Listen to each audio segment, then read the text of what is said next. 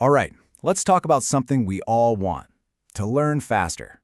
Today, we're going to explore a really powerful, unified framework for mastering pretty much any subject.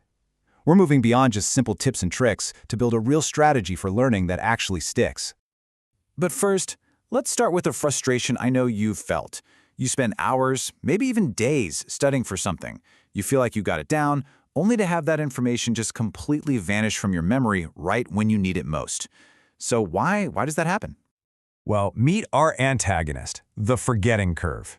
This is a real scientific model, and it basically shows how our memory of new information fades, and fades fast, unless we do something very specific to stop it. Now, the good news is we are not helpless against this curve. Not at all. Today, we're going to break down the key tools that science says can beat the forgetting curve. And then we'll reveal a master strategy that ties them all together, telling you exactly which tool to use and when for maximum effect. Okay, let's dive right in with our first and honestly most fundamental tool, active recall. You can think of this as the engine that drives all effective learning.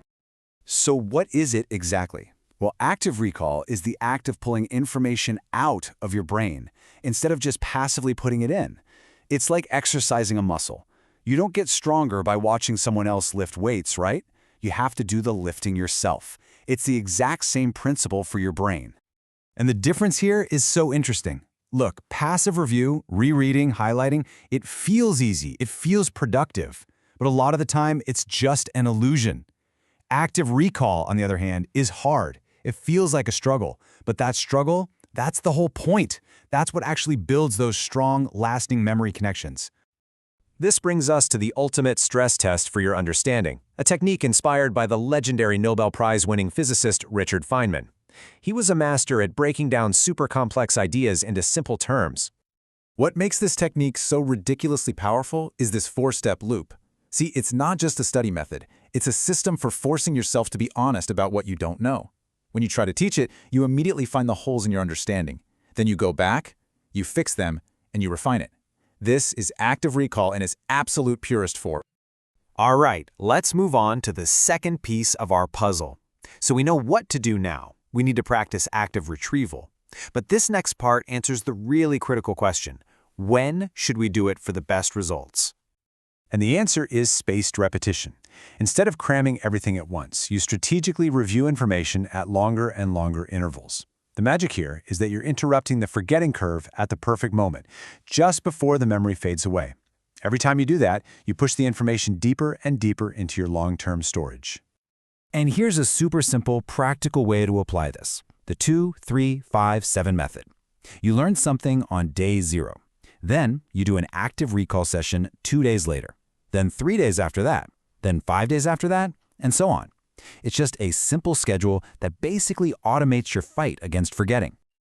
Okay, so we've got what to do with active recall and when to do it with spaced repetition. But how do we make sure we're actually getting better at complex, real-world skills, not just memorizing facts? This is where deliberate practice comes in. And this is not just mindless repetition, not practice makes perfect. It's a very specific, highly structured form of practice that's designed to push you right to the very edge of your abilities, and then just a tiny bit further. The key thing to get here is that deliberate practice is a highly structured process. It's all about breaking a skill down, finding one specific weakness, practicing that one thing with intense focus, getting immediate feedback, and then putting it all back together. This is what separates the world-class performers from everybody else. Okay, so we've got 3 amazing tools, right? Active recall, spaced repetition, and deliberate practice. But, using them randomly is like having a toolbox full of incredible power tools, but absolutely no blueprint. It's just not efficient. So what if there was a master strategy to guide us? Well, let's see how this all builds into our final synthesis. It turns out the real secret to learning efficiently isn't just about the techniques. It's about first figuring out the type of knowledge you're actually trying to learn. You see, according to this framework, not all knowledge is created equal. We can split it into 3 main types. You've got general knowledge, which gives you a broad foundation to work from. Then there's professional knowledge, the specific skills that really drive your career. And finally, you have underlying disciplines, things like psychology or physics, which let you think strategically and give you much deeper insights. And here, this is where it all comes together. This framework maps each type of knowledge to its most efficient learning method. For that general knowledge, you just want to skim quickly to get the big ideas. For professional knowledge, where you want real mastery, that's where you use deliberate practice to hone your skills. And for those deep underlying disciplines where you need true comprehension, that is the perfect place for the Feynman technique. Okay, let's make this really concrete. Because knowing the framework is one thing, right? But actually using it to bridge that gap between knowing something and doing something, well, that's the real challenge. The key to all of this is to create an output loop. Don't just consume information, you have to use it. The scenario method turns your daily life into a learning lab. The task method builds deep habits by making practice a routine. And the sharing method, well, that forces you to truly understand something by teaching it to others, which, as we've seen, is the Feynman technique in action all over again. So there you have it.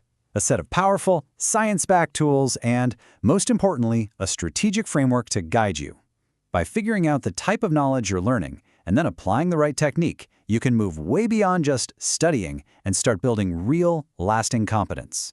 So, the only question left is, what are you going to choose to master first?